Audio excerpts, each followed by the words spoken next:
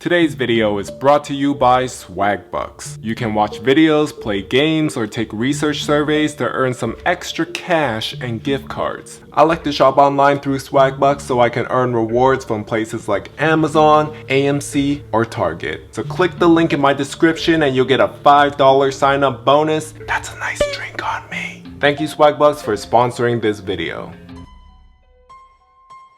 When I was about 6 years old, my mom started taking my sister and I to Dr. Daniel's dental office. The dental center was located inside a giant yellow mansion that also doubled as his house. When my sister and I got called in, my mom followed us into the office until she was told by Dr. Daniels that parents weren't allowed to be with their children as it taught kids independence, to which my mom complied to.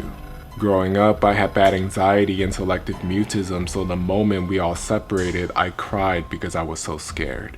Dr. Daniels did not like the crying, so he grabbed me and put his hands over my mouth and nose and shook me and told me to stop crying and scaring the other kids. His hygienist Judy came over and told me if I continued to cry, she would spank me. All I wanted was my mom next to me, but I knew that if I wanted to get out, I just had to act like I was not terrified.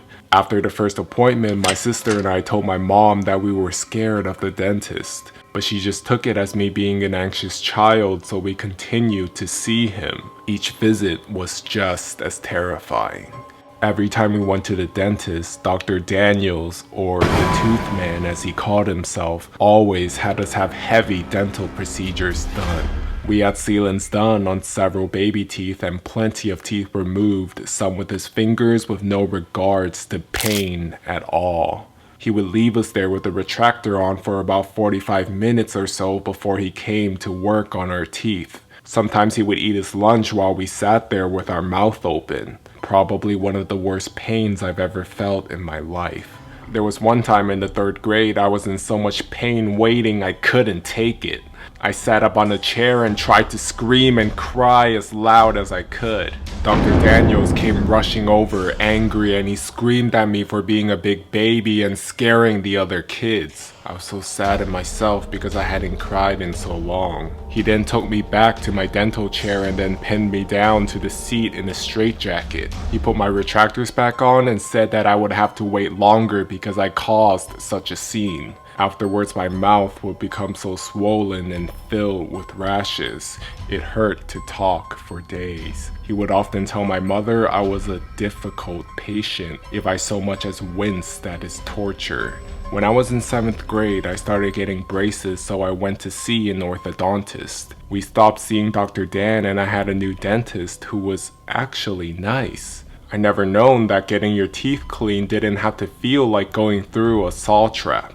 I think my mom took us out of Dr. Dan's practice when the orthodontist looked at our dental records and saw a lot of unnecessary procedures being done on our mouths.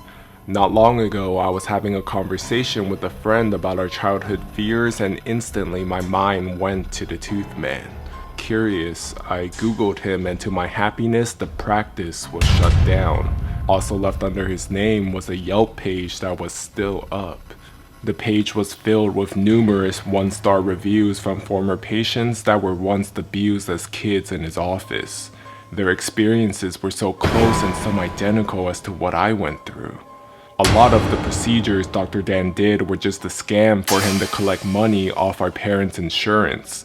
And now that I think about it, he was probably so adamant of us not crying and screaming for help because he didn't want parents to hear and come and see what was going on.